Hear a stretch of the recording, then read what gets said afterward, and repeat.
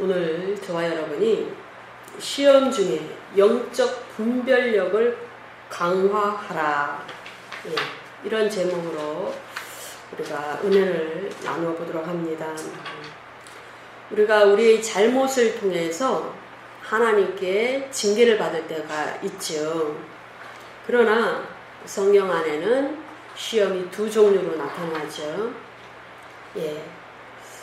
그럼에도 불구하고 우리 육적인 그리스도인이 있고 영적인 그리스도인이 있는데, 육적인 그리스도인에게는 이 하나님께서 한 단계 한 단계 올리시기 위해서 하시는 테스트가 상당히 십자가일 수 있습니다. 어렵습니다. 그것이 마치 자기 스스로가 죄를 지어서 어떤 딜레마에 빠지고 또 사단의 공격의 통로가 되어서 많은 어려움을 받고 고난을 받을 수가 있어요. 그럼에도 불구하고 그런 것도 상당히 어렵지만은 우리가 주님 안에서 은혜를 누리고 축복을 받고 능력을 받고 또 하나님을 알아가는 과정에서 이 시험들이 계속적으로 단계별로 온다라는 것입니다. 이것을 테스트라고 합니다. 그런데 우리가 알기로 이 욥은 뭘 잘못해서 시험 받는 게 아니잖아요. 뭘 고난받는 것이 아닙니다. 그러나 이 욥은 그 모든 말과 모든 행동과 그런 것을 볼 때에 믿음이 없지는 않아요. 상당히 의인이었습니다. 하나님이 인정하시는 의인이었습니다. 우스 땅에 그러한 자가 없다. 네가 땅을 두루 돌아봤느냐? 사단에게 얘기를 하고 있죠. 네가 땅에 그러한 자를 보지도 못했을 것이다. 하나님이 너무나 인정하시고 사랑하는 그러한 욥이었습니다. 그럼에도 불구하고 주님께서 그렇게 인정하시기 때문에 주님께서 사단에게 자랑하면서 네가 한번 시험해봐라. 주님이 아주 장담을 하십니다.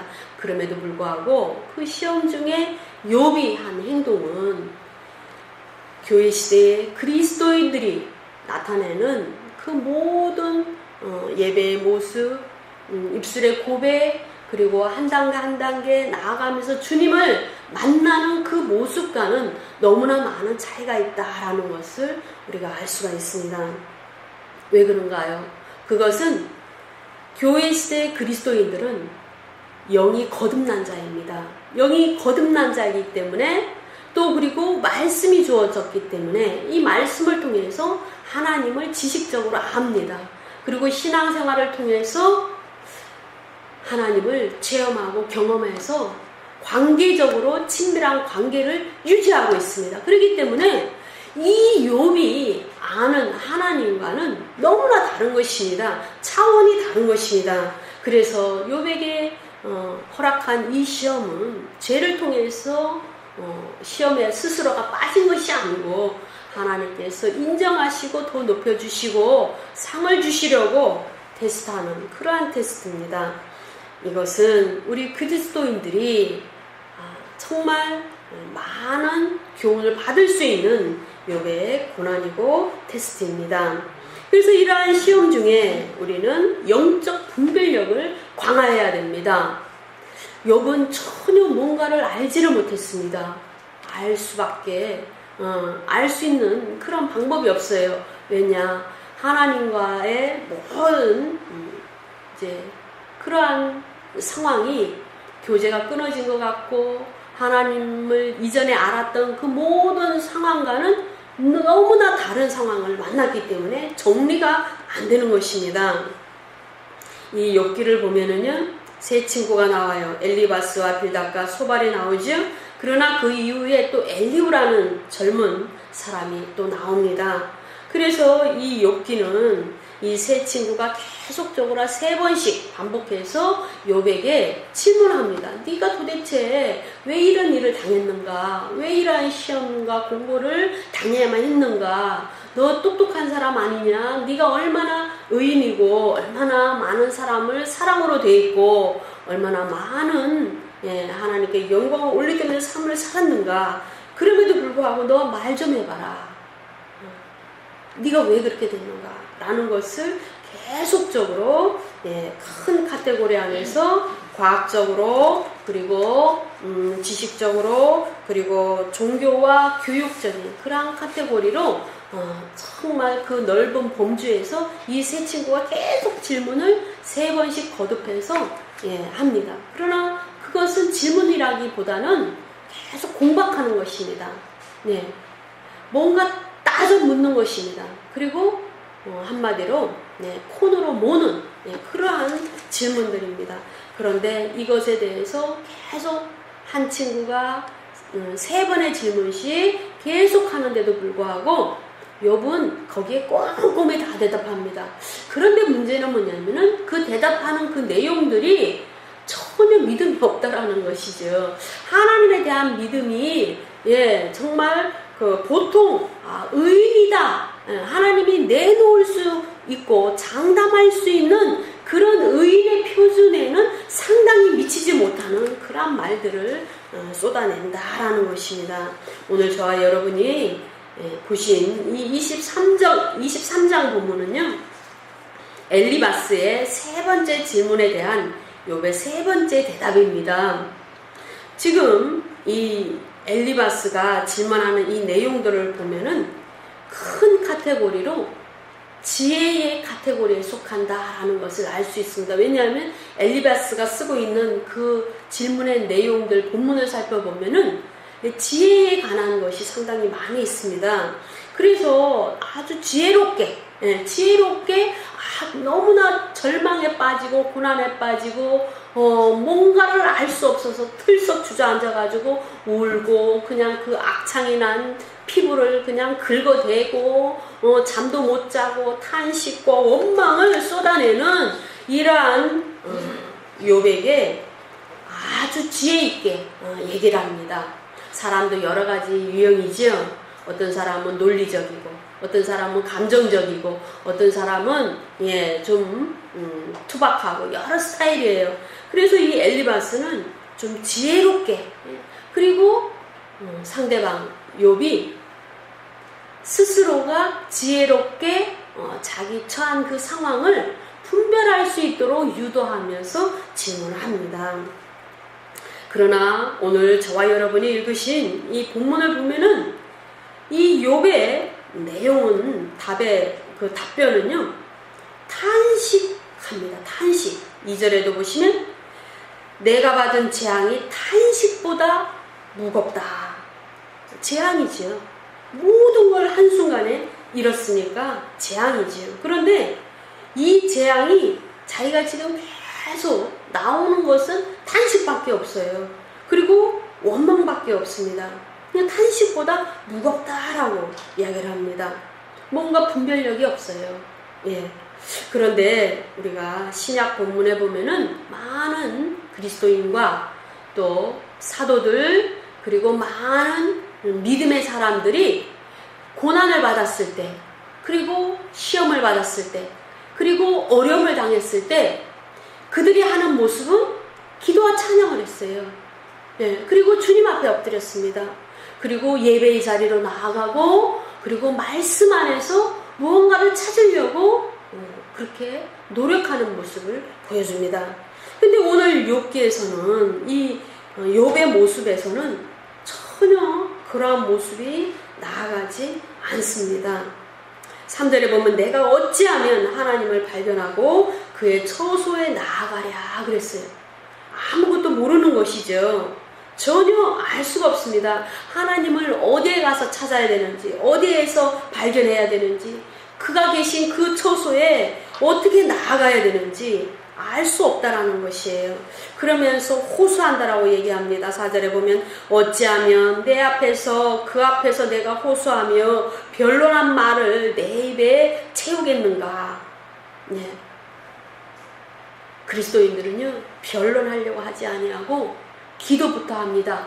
특별히 회개 기도부터 하는 것이죠. 우리는 그것을 너무나 잘 알고 있습니다. 그런데도 불구하고 욥은 그렇게 하지 아니하고 내가 어떻게 하면 호소하느냐, 내가 어떻게 호소해야 이 상황을 회복할 수 있는가, 그것을 생각한다라는 것이죠. 그리고 주님 앞에 주님 나 죄 지은 게 없습니다. 주님 내가 어려운 상황을 직면할 그러한 어떠한 이유도 없습니다라고 호소하고 싶다라고 얘기를 합니다. 그러나 주님은 신약의 본문에 보면은 호소하지 말고 인내로 기다리고 하나님께서 하실 때까지 늘 감사하고 엎드려서 주의 뜻을 기다려라 라고 주님은 말씀하고 있는 것이죠. 어떠한 어려움이 있다 할지라도 너희는 감사하고 찬양하라고 그랬습니다. 예. 그런데 이러한 모습을 우리는 이 욥의 모습에서 전혀 볼 수가 없다라는 것이죠. 너무나 안타까운 일이죠. 낙심하는 모습만 나옵니다. 그러나 귀한 말씀도 있어요. 우리가 지금 9절의 말씀에 보면은 그가 왼쪽에서 일하시나 내가 만날 수 없고 그가 오른쪽으로 돌이키시나 배울 수 없구나. 예, 주님의 그 뜻을 알 수 없고 지금 너무나 절망적인 상황에서 주님을 만날 수 없는 것이지요. 그러나 우리는 늘 영이 거듭났기 때문에 늘 영의 교통이 일어나는 자입니다. 그래서 우리는 주님을 만날 수가 있죠. 할렐루야 아멘. 예, 10절에 보시면 그러나 내가 가는 길을 그가 아시나니 그가 나를 단련하신 후에는 내가 순금같이 되어 나오리라. 이 말씀은 참으로 이 고백은 기가 막힌 것이죠. 내가 가는 길을 그가 아시나니 욥 자신은 하나님을 알지 못합니다. 욥은 너무나 지금 절박한 이 정말 상상하기도 싫은 이 고난의 상황에서 지금 받는 시험의 상황에서 주님이 왼편에서 일하시는지 오른편에서 일하시는지 그래서 내가 왼편으로 돌이켜야 되는지 오른편으로 돌이켜야 되는지 어디에 가서 주님을 만날 수 있는지 전혀 알 수 없는 상황이지만 욥은 할 수 없지만 하나님께서는 욥이 가는 길을 아신다라는 것이죠. 최소한 그 믿음은 갖고 있다라는 것입니다. 왜? 그만큼 주님을 섬기고 주님을 온전히 관계적으로 대했던 그 욥의 아주 체질적인 영적 상태를 우리는 알 수 있는 것입니다. 그래서 주님께서는 궁극적으로 지금 자기에게 나타나는 그 모든 상황을 이해할 수는 없지만 그럼에도 불구하고 그는 나의 길을 알고 있다. 왜?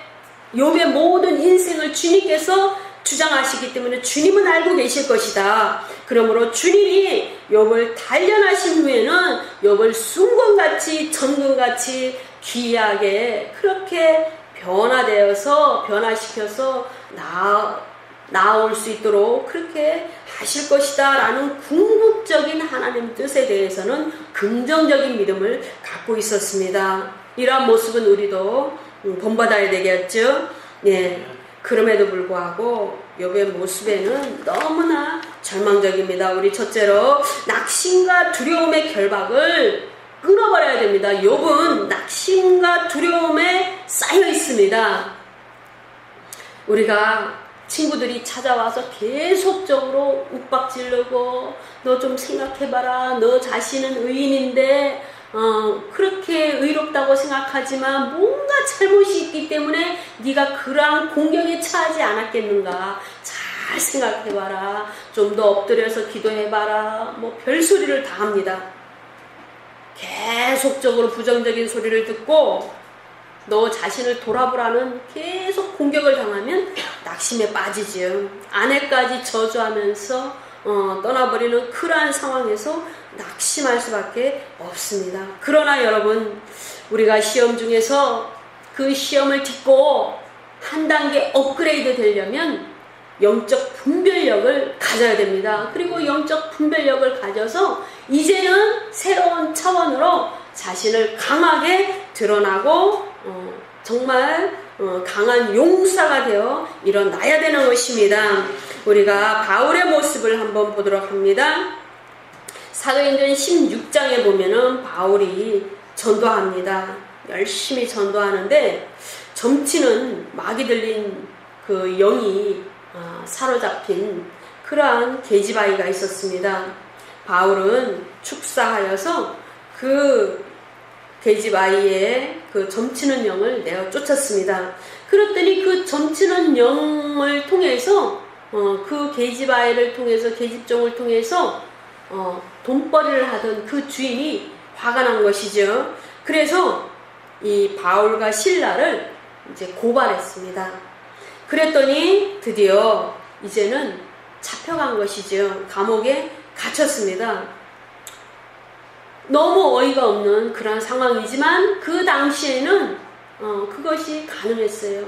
바울과 실라는 전혀 낙심하지 아니하고 그 감옥은요 이런 그냥 문을 열고 들어가면 그런 감옥이 아니에요.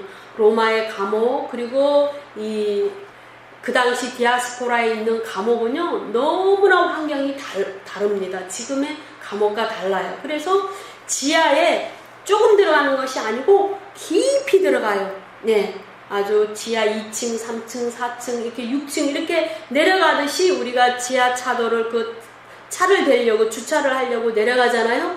그럴 때마다 상당히 좀 마음이 그렇죠. 그런데 그것과는 더 비교가 할 수 없는 물이 나오고 햇빛도 안 들어오고 곰팡이 냄새가 나오고 여러 벌레들이 득실 부리는 그러한 곳에 지금 들어가서 착고가 채워진 것입니다. 그런데 전혀 낙심하지 아니하고 두려움을 갖지 아니하고 바울과 실라는 그곳에서 찬양을 했습니다. 찬양과 기도를 했습니다. 그랬더니 한밤중에 드디어 주님이 그 기도와 찬양을 받으시고 이제는 그 감옥에서 놓이게 하시는 큰 은혜를 입고 하나님의 능력을 맛보았습니다. 그러니까 이 신약의 인물들은요 하나님의 일을 하는 사람 그리고 일반적으로 기록된 말씀을 통해서 하나님을 아는 사람들은요 어떻게 해야 될지를 압니다. 욥은 어떻게 해야 될지를 몰라요. 욥은 족장시대 사람이에요. 그래서 족장으로서 그 모든 자기의 딸린 권속들을 대표해서 하나님 앞에 제사 지내던 그러한 예배자였고 또 기도 중에 계시를 받는 그러한 자였습니다. 그래서 욥기서 안에는 많은 하나님에 대한 계시도 아주 상당히 많이 기록되고 있습니다. 그런데도 불구하고 어떻게 이 상황을 이 난관을 극복해야 되는지를 몰라요. 그 행동에는 전혀 나타나지가 않는다라는 것입니다.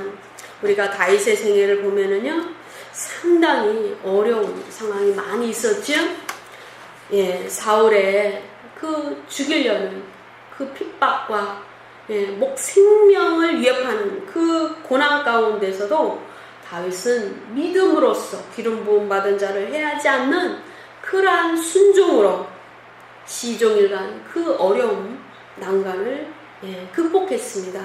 그럼에도 불구하고 가장 다윗이 낙심했던 모습을 우리는 볼 수가 있습니다. 사무엘하 18장 그 본문에 보면은 그 아들 압살롬을 통해서 심히 공고하고 마음이 심히 낙심하고 차라리 그 아들이 압살롬이 결국은 죽었죠. 반역을 해서 정말 다윗을 대적했는데 다윗의 부하 장수들이 압살롬을 죽였습니다.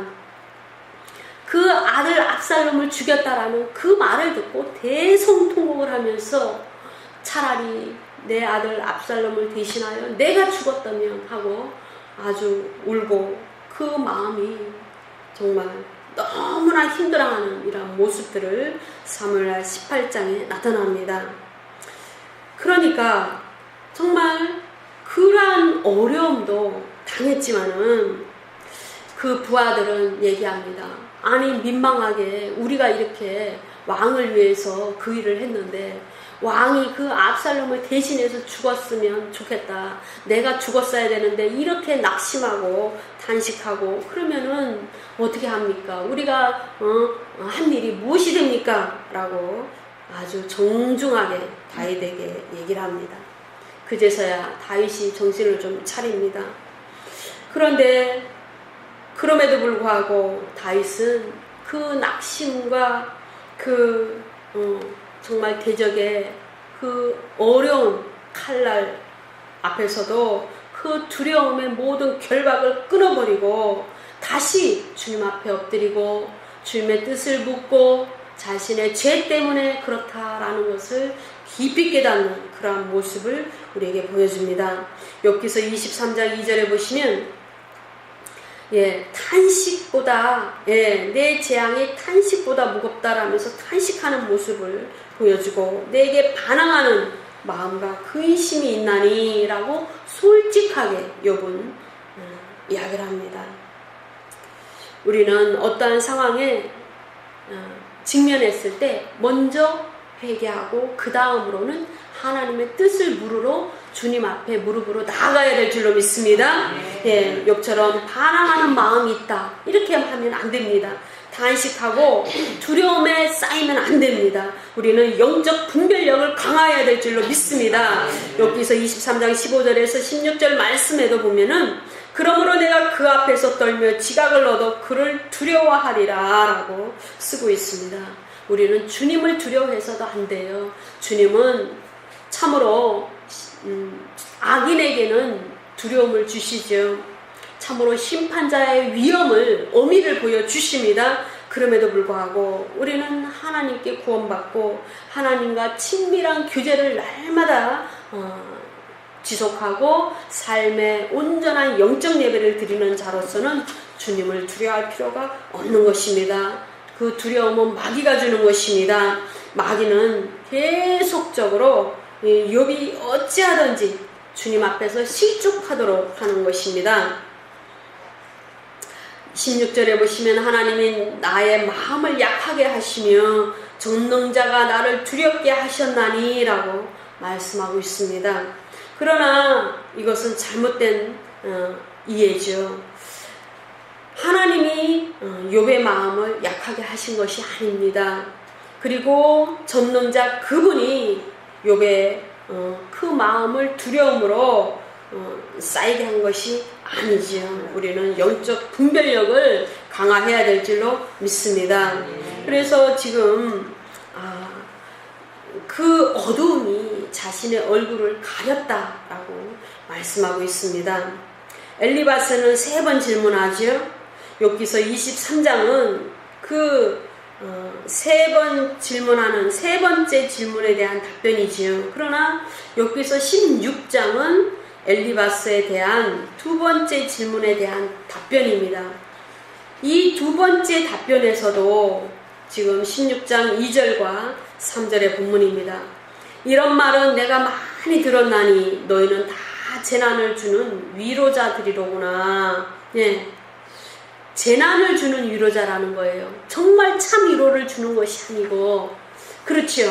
우리가 세상 방백을 의지하면 안 됩니다. 세상에 어떤 사람들이 우리에게 위로를 줄 수가 없습니다. 오직 주님만 우리에게 참 위안과 참 안식을 줄 수 있는 분입니다. 우리는 어떠한 공고와 핍박과 시험을 만나든지 주님 앞에 기도로 나아가야 될 줄로 믿습니다. 세상 방백을 의지하면 마음이 오히려 상처를 받아요. 욥처럼 계속 상처를 받는 것입니다. 욥은 친구를 부르지는 않았지만 친구들이 위로한답시고 욥에게 찾아왔습니다. 그럼에도 불구하고 그 모든 말들은 전혀 위로가 되지 않았습니다.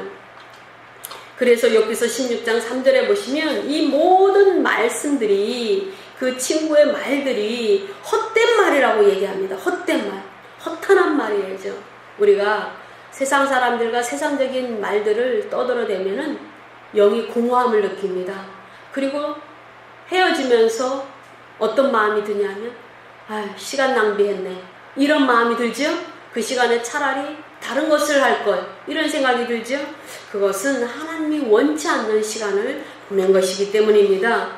우리에게 육신을 주시고 우리에게 시간을 주시고 또 우리에게 물질 주신 것은 모두 하나님의 영광을 위해서 쓰라고 주신 것인 줄로 믿으시기 바랍니다. 욥기서 16장 6절에서 7절의 말씀을 보시면 내가 말하여도 내 근심이 풀리지 아니하고, 지금 엘리바스가 2번째 질문을 했는데 이 16장을 통해서 2번째 대답을 욥이 계속합니다. 그런데도 뭔가 근심이 풀리지 않는다는 것이에요. 우리가 어떤 사람들과 쭉 얘기를 하다 보면은 마음이 정리가 될 때가 있어요. 생각이 정리가 될 때가 있죠. 고요한 중에 그 마음이 회복이 될 때가 있습니다. 그런데 이러한 모든 말을 쏟아내고 아무리 엘리바스가 지혜롭게 좀 분별해봐라 라는 권면을 받아도 전혀 근심이 풀리지 아니하고 잠잠하여도 내 아픔이 줄어들지 않으리라 라고 욥이 고백하는 것을 볼 수가 있습니다. 말씀은 우리의 양식이 됩니다. 말씀은 우리의 양식이 됩니다. 말씀만이 양식이 되지 세상 사람들의 말은 우리에게 양식이 되지 않는 것입니다. 우리에게 힘이 되지 않습니다. 양식이 될 때 힘이 되고 영양분이 되고 우리를 일어설 수 있는 그 모든 원천이 되는 것입니다. 여기서 7장에 보시면 엘리바스에 대한 그 욥의 첫 번째 대답입니다. 그런데 첫 번째 대답부터 두려움에 쌓인 것을 볼 수가 있어요. 주께서 꿈으로 나를 놀라게 하시고 환상으로 나를 두렵게 하시나이다 그랬어요. 지금 욥은 계속 엘리바스의 질문에 대해서 지혜롭게 권면하는, 그리고 뭔가를 깊이 생각하게 하는 그 엘리바스의 질문에 대해서 첫 번째 대답, 두 번째 대답, 그리고 세 번째 대답을 하는데 그 모든 말 안에는 욥이 낙심과 두려움의 영에 사로잡혀서 그 결박을 끊지 못하고 있는 것을 우리가 볼 수가 있습니다. 그러나 저와 여러분은 어떠한 악심과 두려움에 쌓인다 할지라도 그 모든 결박을 풀고 영적 분별력을 강화하여서 이제는 기도의 자리로 나아가고 정말 마음에 정말 침착함을 잃지 않고 하나님의 뜻대로 정말 온전하게 말씀대로 회복하는 그런 역사가 있어야 될 줄로 믿습니다. 이 세 중재인들은요, 계속 하나님과의 관계를 회복하라고 말합니다. 뭔가 지혜롭게, 뭔가 회개하고, 뭔가 무릎을 꿇고, 또 뭔가 믿음을 좀 더 가져봐라. 그리고 좀 분별해봐라. 어찌하든지 의도는 좋아요. 그러나 하나도 도움이 되지 않습니다. 이 세 중재인들은 어떠한 말로 해도 하나님과의 관계가 회복되지 않는 것입니다. 그런데 신약 시대를 살고 있는 저와 여러분은 예수 그리스도의 영이 있습니다. 예수 그리스도가 우리를 중재하기 위해서 죽으셨습니다. 욥이라는 인물은 환난 시대에 그 환난을 당하는 모든 환난 성도의 예표의 역할을 하고 있는 것이죠. 환난 성도는 본인이 뭔가 잘못해서 환난을 당하는 것보다는 하나님께서 환난을 통해서 이제는 새로운 통치의 경륜을 펼치시기 위해서 그 환난을 우리에게 허락하시는 것이죠. 그런데 그 환난을 통해서 결론적으로 하나님을 배반하지 않아야 돼요. 하나님을 거역하지 않아야 됩니다. 믿음으로 승리해야 되는 것입니다. 그런데 그것을 위해서 예수 그리스도가 오셨다라는 것이에요. 욥은 이러한 인간적인 중재자는 다 필요 없다라는 것을 깨달았습니다. 우리도 인생을 살아가면서 세상의 어떠한 방백도, 세상의 어떠한 지식도 우리를 주님께로 인도할 수 없고 오직 성령님만 우리를 주님께로 인도하실 수 있다라는 것을 깊이 깨달았을 것입니다. 그리고 세상에서 실패하고 어떠한 공고가 있을 때마다 하나님이 참 위로자 되어 주신다라는 것을 우리가 신앙생활 끝에 우리는 알았던 것입니다. 그러므로 이 욥이 참으로 하나님께로부터 인정받고 그 믿음이 참으로 놀라웠다라는 것은 우리가 참 은혜로 받아들이고 감사하고 좋은 교훈을 얻을 수 있지만 그럼에도 우리는 욥이 부럽지 않습니다. 왜? 우리를 위해서 중재하실 수 있는 예수 그리스도가 대제사장으로서 하늘 보좌에 앉아 계시고 우리의 영 가운데 성령께서 내주하셔서 우리를 늘 깨닫게 하는 것입니다. 죄를 지을 때 깨닫게 하시고, 기도가 부족할 때 기도하라고 말씀 주시고, 우리가 교만할 때 겸손하라고 우리에게 너무나 명확하게 주님의 음성을 들려주시기 때문입니다. 그러므로 우리는 낙심과 두려움의 결박을 끊어버리고 주님께로 나아갈 수 있는 근본적인 전혀 다른 차원의 신약 성도라는 것을 잊으시면 안 된다라는 것입니다. 두 번째로 원망과 탄식을 그치고 영적 분별력을 강화해야 된다라는 것입니다. 우리가 보세요. 욥기서 7장은요. 정말 엘리바스가 첫 번째 질문했을 때 욥이 대답하는 장면이라고 말씀드렸죠. 7절입니다. 내 생명이 한낮 바람 같음을 생각하옵소서. 나의 눈이 다시는 행복을 보지 못하리이다 라고 아주 절망적인 대답을 하는 것입니다. 저와 여러분은 어떠한 상황에서도 낙심하는 말을 하면 안 됩니다. 정말 그 가나안 땅을 정탐하러 간 그 10명의 사람들은 부정적인 말을 해서 하나님께 심판을 받았던 것입니다. 우리는 그 교훈을 잊으면 안 됩니다. 그래서 어떠한 상황이 닥치더라도 우리는 긍정의 눈으로 하나님께 대해서 믿음을 행사해야 될 줄로 믿습니다. 8절의 말씀입니다. 나를 본 자의 눈이 다시는 나를 보지 못할 것이요. 나를 본 자가 누굽니까? 하나님이시죠. 하나님의 눈이 다시는 나를 보지 못할 것이다 라고 말하고 있습니다. 그런데 이것은 잘못된 것이죠. 주님은요 우주적인 하나님이십니다. 하나님이 통치는 우주적인 통치입니다. 하나님은 하늘에서도 모든 것을 보고 계시고 이 땅에서 일어나는 모든 일을 보고 계시고 지하에서 일어나는 모든 일도 보고 계시는 것입니다. 그래서 가시적인 나라도 세우시고 비가시적인 보이지 않는 모든 영역까지도 주님께서 통치하시는 영역이다.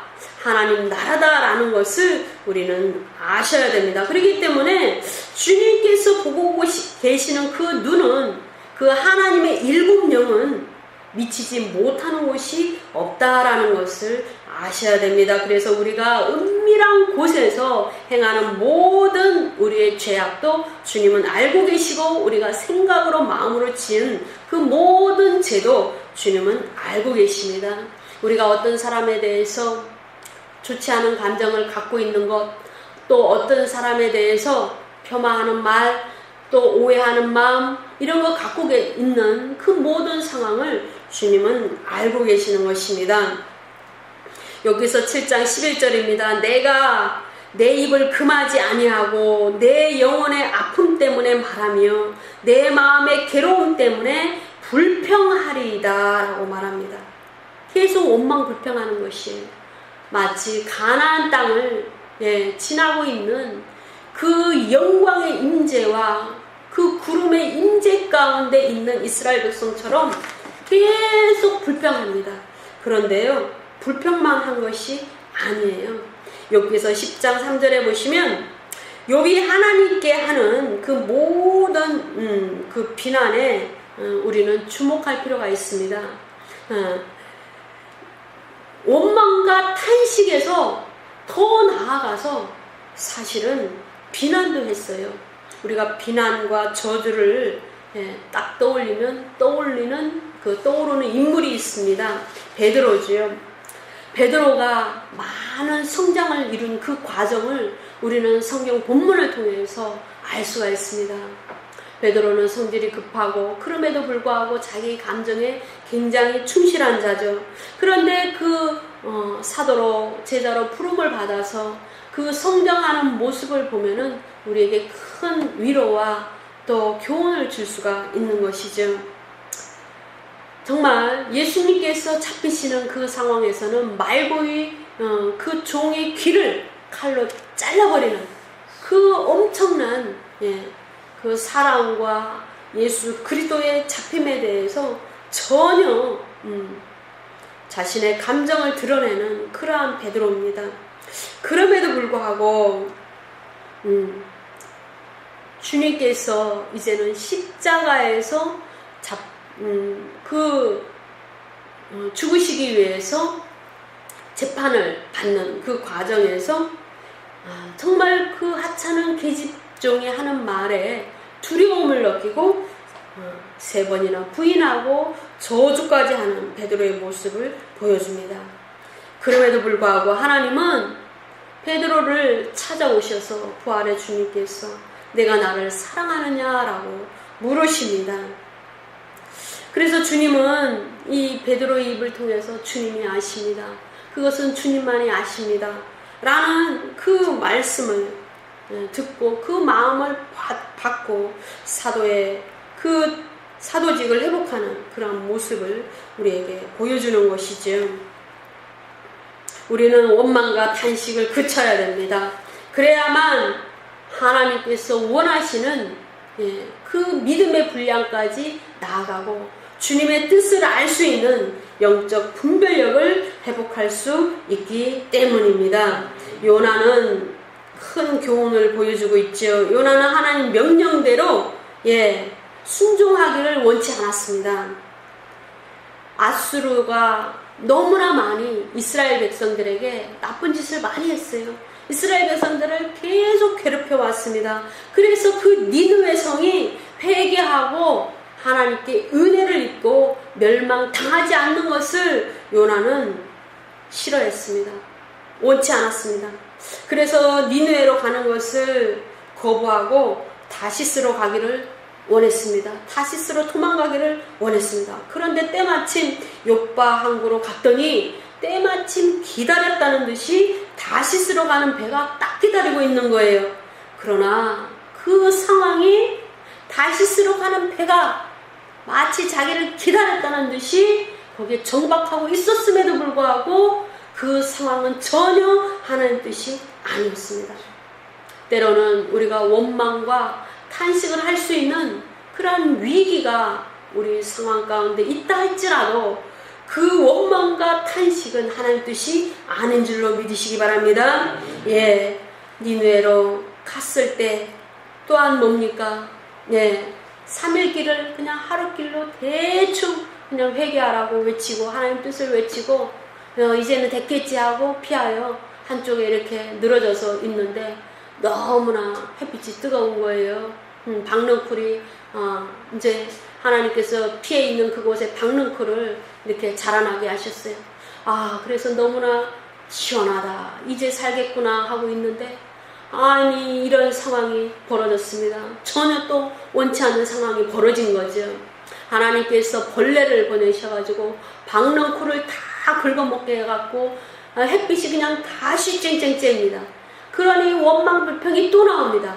그랬더니 비로소 하나님께서 아니 네가 심지 않은 그 박넝쿨을 그 없어졌다고 네가 왜 원망 불평하느냐 라고 말씀하시면서 하물며 저 니느웨 성에 앞도 뒤도 좌우도 분별하지 못하는 그 사람들이 돌이키고 회개하고 살려는 것이 내 뜻이니라 라고 말씀하셨을 때 요나는 드디어 하나님의 뜻을 분별하게 되었던 것입니다. 우리는 원망과 탄식을 할 때가 너무나 많이 있습니다. 그럼에도 불구하고 주님께서 이 원망과 탄식을 그치고 이 시험을 극복하고 전혀 다른 영적인 도약을 하기를 원하신다라는 것을 믿으시기 바랍니다. 믿음의 말을 해야 됩니다. 믿음의 말을 할 때 역사가 나타나는 것입니다. 믿음의 말을 선포할 때 성령께서 강력하게 역사하여 주셔서 모든 환경이 회복이 되며 당신의 손이 움직이는 것을 우리에게 보여주시기를 원하십니다. 우리는 때로는 질병이 걸리고 우리 환경이 정말 열악하게 너무나 오랫동안 지속될 때가 있는 것을 우리가 압니다. 하나님께서는 우리의 상처가 회복되고 우리의 환경이 회복되는 것을 원하십니다. 그것을 통해서 주님을 알기를 원하시는 거예요. 결론은. 그런데 주님을 알아가는 그 모습이 없고 단계의 성장이 일어나지 않으면 그 어두움의 터널이 길어질 수밖에 없는 것입니다. 그것을 우리는 아셔야 되는 것입니다. 육체의 상처가 시간이 지나면 낫습니다. 우리 육체의 상처가 계속 곪아서 죽기를 주님은 원치 않아요.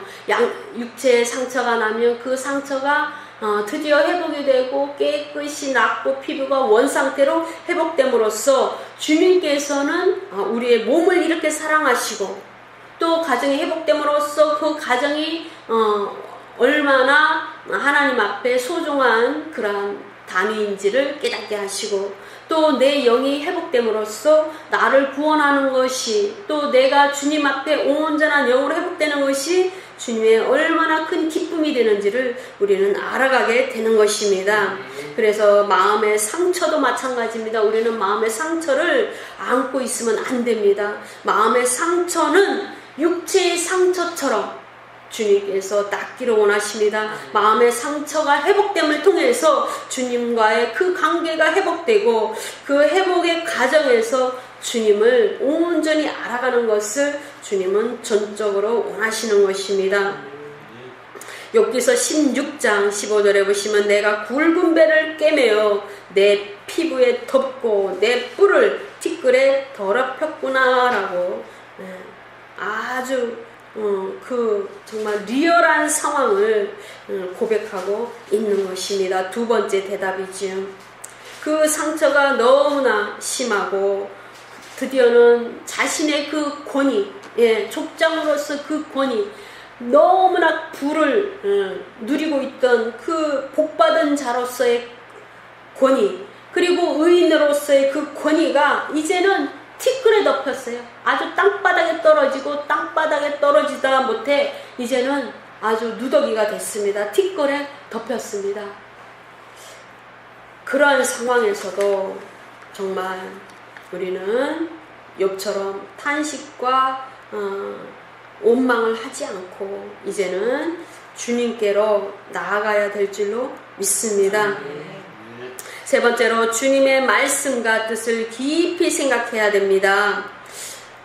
이 본문에 보면은 지금 세 친구가 계속적으로 욥을 어떻게든지 회복하고 그 원인이 무엇인지를 깨닫게 하는 그런 질문을 하는 것이죠. 그런데 말씀을 들이대는 우리의 표현으로 보면은 말씀을 들어서 말씀을 조목조목 대면서 근거를 대면서 그 하나님을 알아가도록 하는 친구는 없어요. 그러므로 우리는 말씀을 주는 자가 정말 귀한 자라는 것을 아셔야 됩니다. 말씀을 통해서만 우리 영이 회복되고 말씀이 복된 그 말씀이 나에게 주어짐으로 말미암아 그 말씀이 역사를 한다라는 것을 우리는 깨달아야 될 줄로 믿습니다. 욥기서 6장 24절에 보시면 내게 가르쳐서 나의 허물된 것을 깨닫게 하라. 내가 잠잠하리라 이렇게 말씀하고 있습니다. 말씀으로 그 모든 것을 회복해야 됩니다. 욥은 자신을 깨닫게 하라고 얘기합니다. 그런데 우리는 우리를 깨닫게 하는 자가 있죠. 성령께서는 우리를 깨닫게 하십니다. 말씀을 생각나게 하셔서 우리를 깨닫게 하십니다. 말씀을 내 발에 등불로 주셔서 하나님은 우리를 주님께로 인도하시기를 원하시는 것입니다. 그러므로 우리는 말씀을 많이 읽고 말씀을 영의 양식으로 날마다 먹어야 되는 것이죠. 말씀이 내 안에 없는데 어떻게 그 말씀이 생각나고 기억나겠습니까? 기억난다라는 것은 이미 있는 것을 기억하는 것이에요. 이미 받은 은혜를 기억하는 것입니다. 그러므로 우리는 은혜가 쌓이는 신앙생활을 해야 될 줄로 믿습니다. 욥기서 9장에 보시면 32절입니다. 그런 나처럼 사람이 아니심으로 내가 그분께 대답할 수도 없고 우리가 함께 재판받으러 갈 수도 없다. 그렇게 말씀합니다. 이 말씀은 참으로 정말 주님의 초림이 얼마나 귀한가라는 것을 깨닫게 해주는 것이지요. 사람들이 땅에서 인생이 그렇게 고난을 받고 시험을 당하고 때로는 필요한 시험을 당하는 그들에게 주님은 찾아와 주셨습니다. 주님께서 육체로 찾아오신 것이 얼마나 귀하고 복된 복음인가라는 것을 깨닫게 해주는 귀한 말씀입니다. 다시 한번 말씀을 보도록 합니다. 그런 나처럼 사람이 아니시므로, 하나님은 욥처럼 사람이 아니시므로 욥이 그분께 대답을 할 수 없다라고 욥은 말하고 있습니다. 그런데 우리 주님은 육체로 오셨습니다. 그래서 그 육체로 오신 그 육체를 갖고 계시기 때문에 인생이 당하는 그 고난을 아시고 아픔의 정도를 아시고 그 질병 들린 그 모든 고통을 주님은 아십니다. 그래서 우리는 그러한 상황에 당할 때 이사야 53장을 들어서 우리는 기도합니다. 그가 찔림은 우리의 허물을 인하며 그가 고통을 당하면 우리의 죄악을 인함이라 우리는 기도합니다. 그래서 고쳐달라고 주님 앞에 기도하는 것입니다. 우리는 얼마나 감사한 시대에 살고 있고 큰 은혜를 누리고 있는지 다 말로 할 수가 없는 것이죠. 이 구절에서 왜 하나님께서 사람으로 내려오셨는가, 그것을 절절히 깨닫고 있습니다. 빌립보서 2장 10절에서 11절의 말씀을 보면은 그 목적을, 그 해답을, 그 답변을 우리는 알 수가 있습니다. 하늘에 있는 자들과 땅에 있는 자들과 땅 아래 있는 자들로 모든 무릎을 예수 이름에 꿇게 하시고 모든 입으로 예수 그리스도를 주라 시인하여 하나님 아버지께 영광을 돌리게 하셨느니라 라고 말씀하고 있는 것입니다. 주님은 우주적인 하나님이셔요. 그분의 통치 영역은 가시적인 영역과 비가시적인 영역, 보이는 곳이나 보이지 않는 모든 영역을 통치하시는 창조주 하나님이십니다.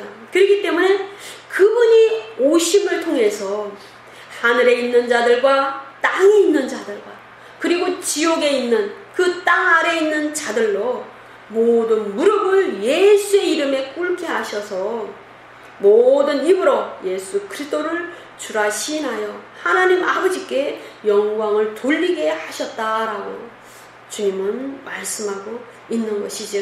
우리가 욥 시대에 살았다면 이러한 귀한 말씀을 알 수가 없는 것입니다. 우리도 역시 고난을 당했을 때 욥처럼 그 이유도 모르고 정말 배경도 모르고 원인도 알 수 없는 그러한 악창에 시달리게 되는 상황인 것이죠. 그러므로 우리는 이렇게 귀한 그 비밀을 우리에게 다 주셨어요. 계시의 말씀을 기록하여 성경의 말씀을 우리에게 주셨습니다. 그 모든 영적인 비밀을 깨달아 알도록 성령을 우리에게 주셨습니다. 그러므로 우리는 귀한 시대에, 은혜의 시대에 살고 있는 것입니다. 그러므로 우리가 어떠한 환난과 어떠한 시험의 상황에서도 우리는 주님의 말씀을 깊이 생각하고 주님께서 내게 주신 그 뜻과 의도와 목적을 깊이 생각하여 영적 분별력을 강화해야 될 줄로 믿습니다. 말씀이 우리를 인도하는 것입니다. 그래서 우리를 분별하여서 놀란 은혜를 입으시기 바랍니다. 욥기서 16장 19절에서 20절의 말씀입니다. 지금 나의 증인이 하늘에 계시고 그랬어요.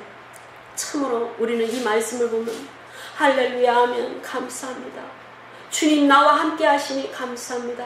내 손을 지금 잡고 계심을 감사합니다. 이렇게 우리는 고백하지 않을 수가 없어요.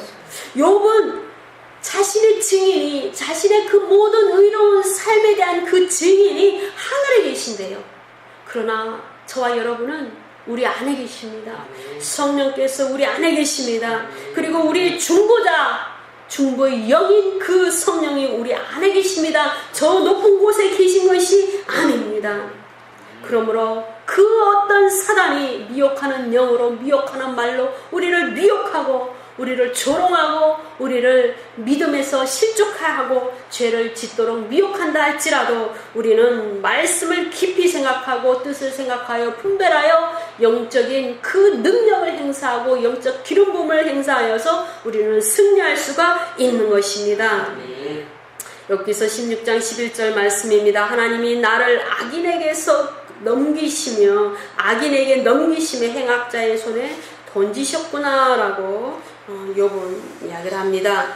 그런데 우리는 알 수가 있습니다. 복음서에 보면은 너의 그 육신을 죽이는 자를 두려워하지 말고 너의 혼을 죽이는 자를 두려워하라라고 말씀하고 있습니다. 우리는 두려운 존재가 없습니다.